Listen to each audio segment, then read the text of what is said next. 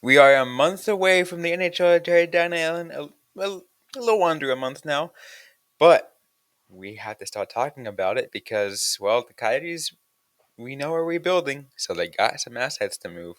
We'll see what they could do on this episode of Lockdown Coyotes.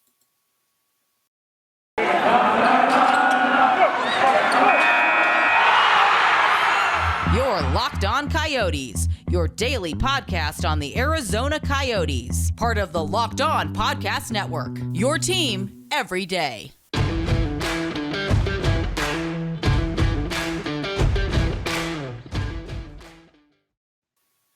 Welcome to the show, everybody. I'm Robyn Leonio. That's Carl Pavlik.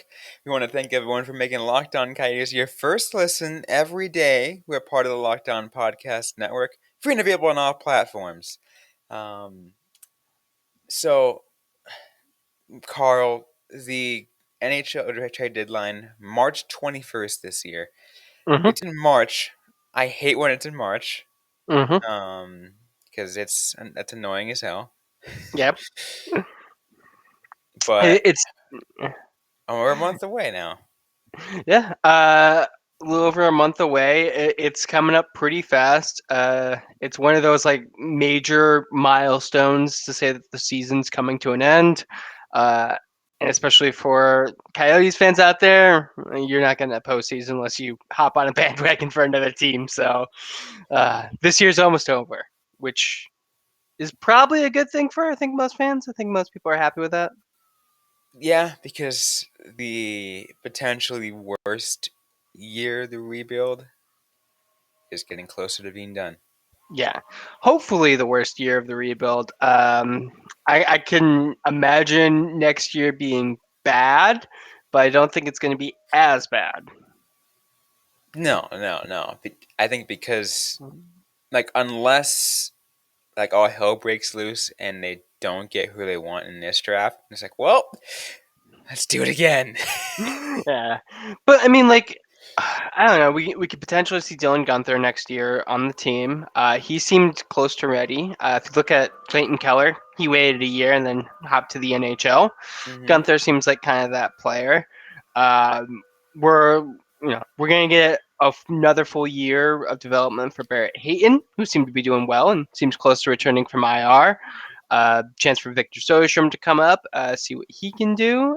I think just the Coyotes still have enough younger players who are going to be advancing forward a year in age that they'll be mildly better. I think so. Yeah, it won't be like I think I predicted at the beginning of this year it would be like a historically bad season for them. Yeah. Which it's still on pace for. I mean, there was a historically bad start. That's something. And they may be finished historically bad.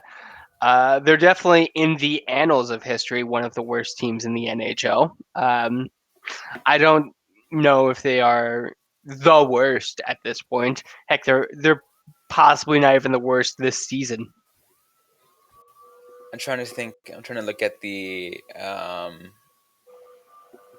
overall records here because they had 56 points was their low of a 42 game season in 2014-15 season.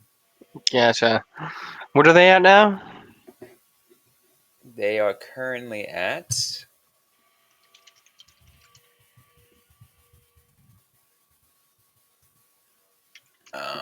I think it's They're at 32 points through 48 games. So roughly the same pace. Roughly. I could do the math real quick if you want me to. Okay, because I can't do math. Gotcha.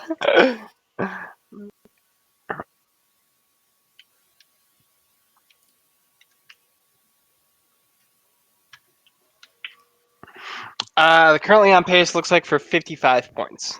So about the same. Yeah. So probably one of the worst Coyotes teams we've ever seen. Although for longtime fans, no, because what you said the other one was 2014. So if you're a Coyotes fan, you have seen two of the worst teams in your lifetime. Yeah, and it sucks because like right before that, they were pretty decent. They were Yeah, average. yeah. I can understand because decent to average teams don't really do too much in the NHL. They just kind Mm-hmm. of stay in that perpetual state of, if you're lucky, continuing to make the playoffs. If not, just being a bubble team until you hope for a couple of late round picks to be home runs, which isn't a great strategy. I can appreciate why the team rebuilt, and I'm just glad that the first year is almost done.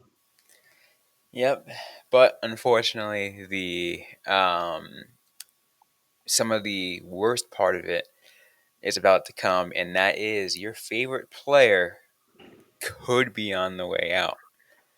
Um, Absolutely. because that's the way the trade deadline works. If you're on a team that's not so good, they sell assets for the future, as I mentioned in the open, because they want to focus on that. And like, okay, yeah, we can't like this person isn't good for us now, but might be good for another team now. Another team has something that we want for later. Yeah. Um, and that's what the Coyotes are going to be doing. Yeah. And I mean, like, to a greater or lesser extent, that's what happens anytime. Like, your favorite player could always be traded.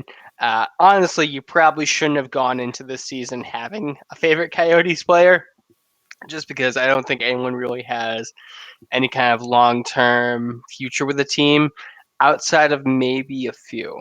I know people who went in thinking Jacob Chikrin was going to be, here for the long term. Uh, I do kind of wonder because we've seen like a little bit. It's been quieter around him lately. Yeah, it has been. It's been interesting. Um, but he's definitely one that's to think about, right? Yeah, Because he's got. I mean, he's still got some value. He's still an asset that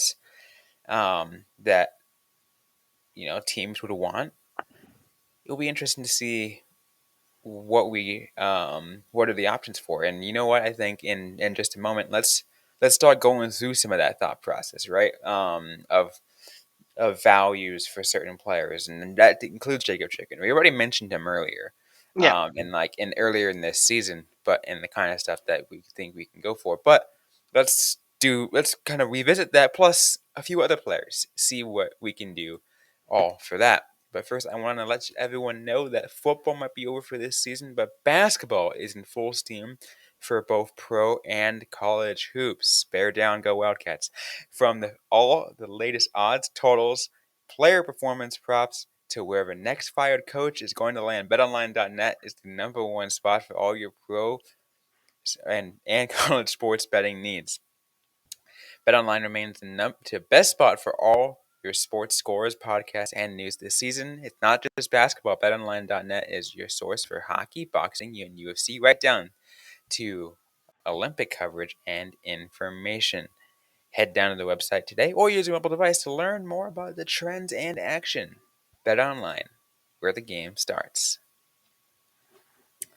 So now, back here on Lockdown Coyotes, let's go and take a look at the at certain players. Carl and I have the cap table and cap friendly open to kind of give me an idea.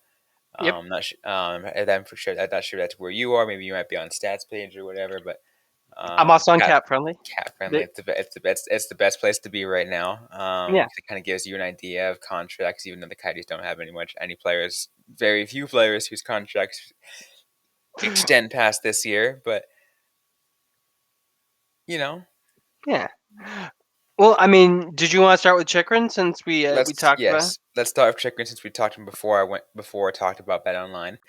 Yeah, Um, again, like even though he has been playing well, I think he can still bring some you know pretty good return, right? And I'm talking like especially because let's let's look at it. Let's look at this. Like you've had some players who don't even think is worth like a first round draft pick come back for a first-round draft pick. Hmm. So Chikrin could still very well return a first-round draft pick and then some. Absolutely. Chikrin, I believe the Coyotes we were quoting earlier in the season were looking for a first round pick, a Hmm. prospect, and an NHL player. Um, and I still think he warrants that. But I also feel like if they were to sell on him now, they'd be selling at the worst possible time. There was a lot of smoke that he would move early in the season, and pretty much the best explanation people were like, national reporters were like, I mean, there's a lot of smoke, so there must be some fire. Most of the Coyotes people, fans and media, seem to be like, I don't think they're going to trade Chikrin. It doesn't seem like a good move this season. And we've seen it kind of quiet down, and I think that kind of is the case. I could still see him move. I could still see him getting a big return, but honestly, that timeline is more shipped to maybe before the draft, maybe during the off season. I don't necessarily see him as a trade Maybe if deadline anything, at it this might point. it could be in the days before a trade deadline when Yeah, teams starting to get a little bit desperate, right? When because that's tends to be how it works, right? If you hold on to an asset long enough before a certain deadline, then teams are like, oh no, I'll give you this. yeah, yeah. Maybe like a team does like one of those big last minute deals, but honestly, it just doesn't seem like a smart move. He's having a rough season, and it takes players time to adjust, anyways. Like, why pull the trigger on a Chikrin deal now if you are either team? It doesn't make sense to me. I could still see it happening. I could still see an underlying logic, but it would have to be like the exception rather than the rule. Oh no, I definitely hear you on that, and I think that that you're definitely right. I think that would be the best move for the Coyotes. I don't think if they were to try to trade him now, if it would be good at all. I mean, because again, we know what he's capable of, and he's not reaching that Yeah. capability, and we want to make sure he can get as much value as possible. Yeah. I mean, if you're talking about like a tradable defenseman, I kind of wonder if Shane Gostisbehere has kind of played his way into that conversation. Yeah, I'm glad you mentioned him because you know he's like was supposed to be a cap dump, Yeah. ends up playing super freaking well, and uh, his value's up there, and definitely think that he could return something. Yeah. And if he gets a good return, oh my God, Carl, the ultimate win for the Coyotes because not only did you get him for nothing, but you also give him away for more draft picks. Yeah, honestly, if that's the case, then someone in the Philadelphia Flyers organization is going to be fired. Like if the Coyotes are able to acquire Shane Gostisbehere along with picks and then flip him for more picks, like that just shows that the Flyers were really undervaluing the player. And sure, you could speak to change of scenery, change of styles, but when he came in, I think you and I were talking about, like, yeah, he's probably overpaid, but probably not by much. He's still got something in the tank, and he's really shown that this year. Although I will say he does appear to have maybe quieted down a little bit more, like everyone else on the Coyotes, boom and bust offense. Yeah, and I think it also goes with a lot of that. A lot of Gossip Spears quieting down goes with uh, Keller's resurgence, Yeah, for so to speak. So like it kind of just like again it goes in waves because you know usually it's one player. yeah. Um, any other defenseman you think may be on the move? Defenseman on the move. Yeah, Mm, not that I think of. Like I, as much as I hate to see it, I'd like to see Cabo Bianco get shipped out to a place where he kind of would get better opportunities. but Yeah. he at the same time, like honestly, I don't think his value is there. I don't think there is a good enough. I mean, you might be able to get like what a fourth or fifth rounder, if anything. Like, Yeah. but I I remember before the season started, there was talk that the team protected Capobianco to get Anton Strollman, and they were able to get Anton Strollman without Capobianco. And I have to say, his play this year is not really warranted. I mean, he had a good start after coming off waivers. Yeah, but I mean, he's 24. You would expect him to be a little bit more consistent. He's supposed to provide a bit more of an offensive flourish. He hasn't really done that. Um, I just, like you said, I don't know if he has the value. No, unfortunately not. And like it's unfortunate because again, I was a fan of him in Tucson. Yeah, yeah. I do sometimes wonder if maybe he was a bit overcooked or just like injuries really hampered his It development. was I think it would definitely be injury because I remember one season he goes out with a full he misses half the season of a knee injury. And I Yeah. think that's within the first game after getting called up to the Coyotes. Comes right back down to the Roadrunners uh, after he's recovered. Goes back up and gets another knee injury. Mm. Just a rough start for a young player's career. Um, and you never really know if maybe he's just at this point, if it's late, if he's missed his window. I hope not. And we have definitely seen players like mature later, especially defensemen who tend to hit their peak a little bit later. In their latter 20s. Yeah, and he's only 24, so I don't know. He just Bear doesn't seem to really like play him too much. The team seems to have kind of moved on. It honestly wouldn't surprise me if he was an also included piece in a trade. Just as a throw in, like here's something a little extra spicy for you. Yeah, yeah. The other team sends back future considerations. We throw in Kyle Capobianco. Exactly. Also, I'll say one thing for Capo. I think that brief emergence of Giannis Mosier kind of put him Yeah, down a little bit. especially because it does seem like Mosier also is that offensive defenseman that the team is looking for. And really, do you need four offensive defensemen on your team? Probably not. No, and that's why you're definitely going to have to move a offensive defenseman, at Yeah. least one, if not two. And I mean, it's probably not going to be Mosier. He's on an ELC No, still. Yeah. no, it wouldn't definitely wouldn't be Mosier. And as you said, Campo would be like an also included.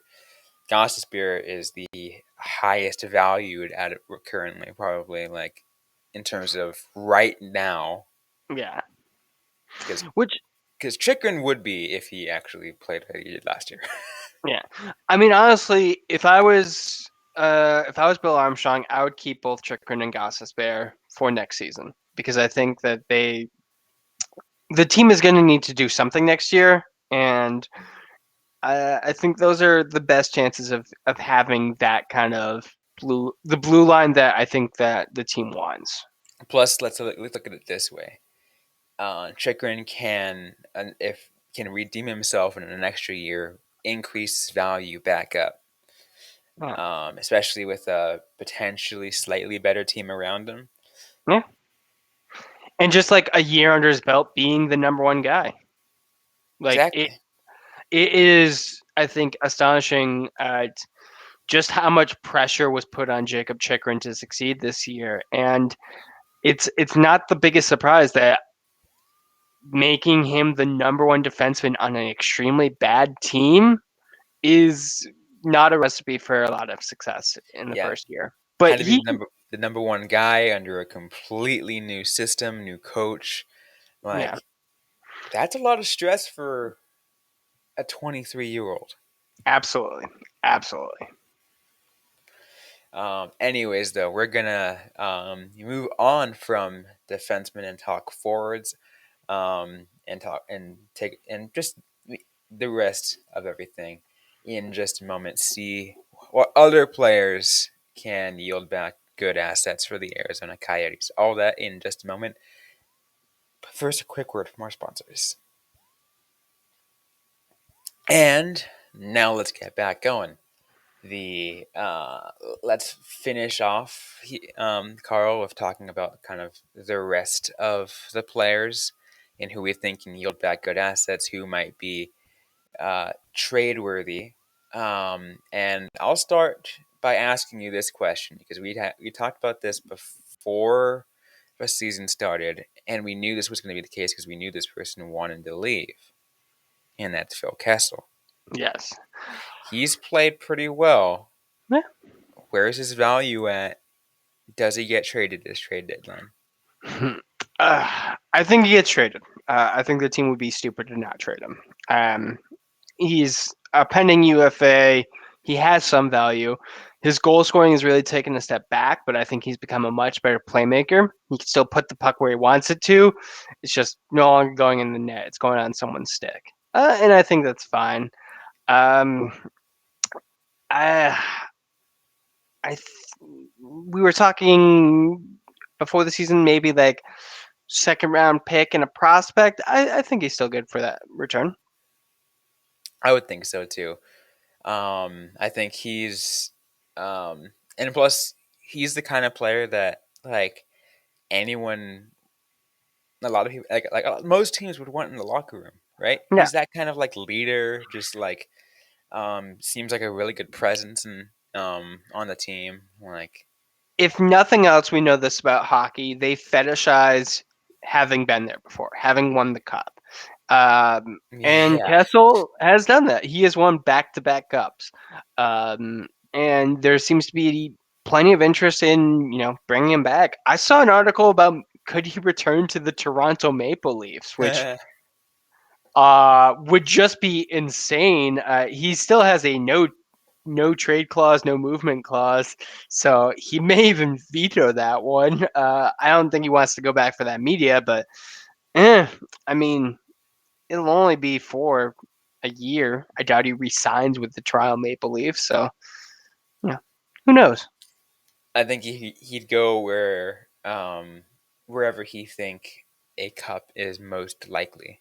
Yeah, Again, even though he's already won two, obviously, when you reach the other side of 30, you automatically think in your head, how many more can I win? Can I win at least one more or whatever? Like, yeah. I mean, I'm not gonna call Kessel an old man because he's only 1 year older than me. But yeah, I think his career is winding down. Uh, that's what happens when you break a consecutive Ironman streak. Like it shows that you're in the latter stages of your career. And he's got to be looking for, like I don't have many opportunities to win as a player. I'd be interested to see if Kessel does like the transition to coaching because there's always a possibility there. There's always front office, but yeah, I think he wants another shot to win a cup. and yeah, wouldn't surprise me at all. I think I mean, I'm not sure what he first expected when he first came to Arizona. Maybe just because I think he came. What was it? Because he came in because of Rick Tocchet, right? Yeah, he But came to play with Taka. That was when the team was acquiring Taylor Hall. Like, this team was trying to make a cup run. It seemed like, and they were pretty good, yeah, they right? were They were trending up, but then it just kind of they hit a wall. They hit several walls. They were that whole deal did not work out. yeah no. Um, I think paper tigers would probably be a good way to describe the team. They like look scary. They have like a bit of offense, but like really easy to defeat once you knew how. And being physical was how to defeat the Coyotes because they could not stand up to that. Exactly. But who else for you is on your list? I am looking at like the veterans, and that's kind of where I'm thinking like one of those guys is going to, you know, have that same value. Like we're talking about, you know, having been there before.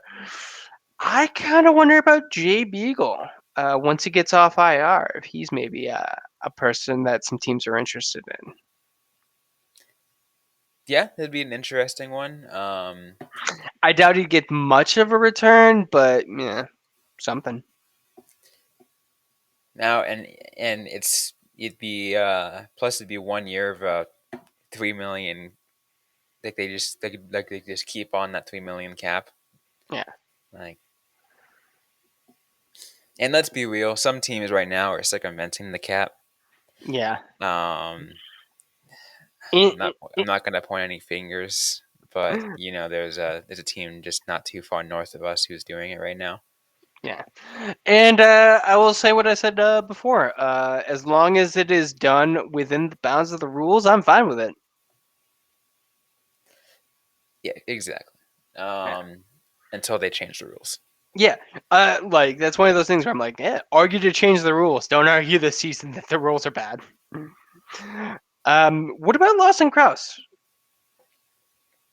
Krauss would be an interesting one to think about. He's had a good season. Mm-hmm. His value's there, but that kind of brings the question to myself and to you too, as well as is would he be an asset to trade or would he be an asset to hold on through the rebuild to kind of like let's see what let's like because obviously you're not going to build around one player. You're not going to build around Clayton Keller. Yeah, Um, because because Keller's 23, Krause is 24. Like these guys are still pretty young. They're in their early 20s. Like I honestly I think I would hold on to him. I can definitely understand that logic. I just think of the remaining forwards, he's probably got the most value, other than Clayton Keller, who, I mean, honestly, if you were to move Keller, now may be a good time because he's got probably his highest value. You don't know if that's sustainable. Uh, I think the team was trying to move him like during the offseason, but couldn't That's because true. his value was so low. If you could get something for him, you know, and Bill Armstrong is like intent on doing that. Oh, don't get me Now, wrong. Like I think like it'd be hard to keep both both those players. Clayton Keller has put himself in the de facto untouchable, and I think say de facto because obviously if a team, let's say like um I don't know who's on the top right now in the standings, who wants to get close to the top, who wants to make that extra push. mm, Um, Florida Panthers. that maybe. Yeah, let's do that for just for purpose. I'm not Oh, even going to see what their cap is, but here's um, one. St. Louis Blues. St. there we Louis go. Blues. They're in a If the St. Louis Blues look at themselves and be like, okay, we have the room for Clayton Keller. Maybe we can just give a couple depth players over, plus like as well as like a what first round pick plus a late I don't know extra fifth round pick or whatever, yeah, yeah, right? You know all those assets. Like if they gave like a lot, like something that the Coyotes could not say no to, then obviously it's gonna happen. yeah. Um, but again, I would prefer Clayton Keller, and I think a lot of us would prefer him this day. And again, like I said, like I mentioned before, like I think he was the player that they should build around. He was definitely the player who went into the season with like the most expectations. I think in general, most Coyotes fans hated his contract. It did not look good. They wanted him to do anything to show that he deserved it, and he absolutely did. He played in a way where he is earning his money. He is going to be better hopefully in consecutive years. He's only can continue to improve. So I don't see like any reason to trade him. But I mean, we've seen it before with teams where they're like, you know, I have a vision for this team. I didn't include Keller because he wasn't doing good. He's still not in the vision, even though he's doing good. I'm just gonna move him out. I don't know if that's the case. I don't think that's the case, but you know, it's the trade deadline. I'm sure that teams are going to be throwing a lot just to try and improve this year. Just because I don't know, it's a weird season. I could see teams making those kind of moves in hopes of going all in. I mean, could also like imagine what the 2025 Arizona Coyotes being built around Dylan Gunther, Shane Wright, and Josh Doan. Yeah. Like and Keller was definitely one of those interesting cases, and it was kind of why I always saw like a difference between Clayton Keller and Jacob Chikrin and Connor Garland. Garland was older than those two, so it's going to be like different stages of the rebuild where he's going to be ready. Clayton Keller and Chikrin are going to be in their late 20s. Connor Garland would have been 30 at that 5 year mark. Um, so yeah, I think they're able to be kept around, and they should be in the team's long term plans. But it's a trade episode, and Yeah, it's it's you never anyone can be know, traded. right? You never know, like, and that's the thing is why we say don't have a favorite player, especially on a year like this. Yeah, And I did not have a favorite player this year because like a true favorite player. The favorite player is obviously who I am obviously can tell I like talking about more, but don't have a favorite like I did last year with Connor Garland because the moment he left hurt a little yeah, bit. yeah.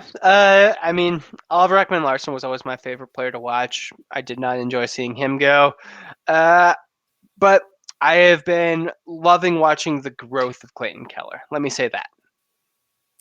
That is true. One more player. Let's think what you can think. One more. Ooh.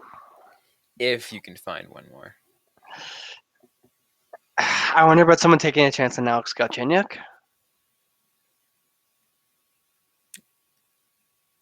Maybe it's a toss-in piece. He's been a little. He's been better lately. He's been playing on the top two lines. Did well in Toronto, so you could make a case that he's as good as his supporting pieces. And if he's played with those supporting pieces, he's fine. Um, but maybe as a toss-in piece, I don't know how much his value is. Although that contract's pretty good. I mean, yeah, that's the League NHL minimum. veterans minimum. Yeah. Yeah, yeah. Can't fault that.